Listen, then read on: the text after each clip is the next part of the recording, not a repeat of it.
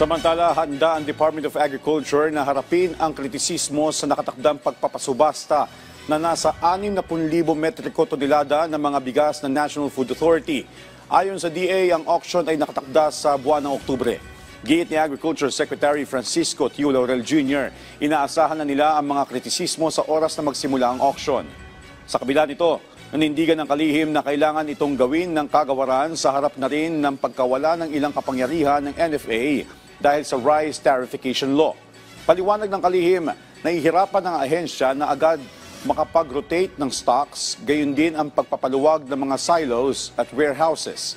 At kung hindi anya ito matutugunan, patuloy na magiging problema ang pagkasira ng stocks ng NFA. Una nang ipinaliwanag ng pamahalaan na layo ng auction na mapaluwag ang warehouses ng NFA para magkaroon ng sapat na espasyo sa mga bibilihing bagong ani na palay ng mga magsasaka at maiwasan ang pagkasayang ng mga luma ng supply ng bigas.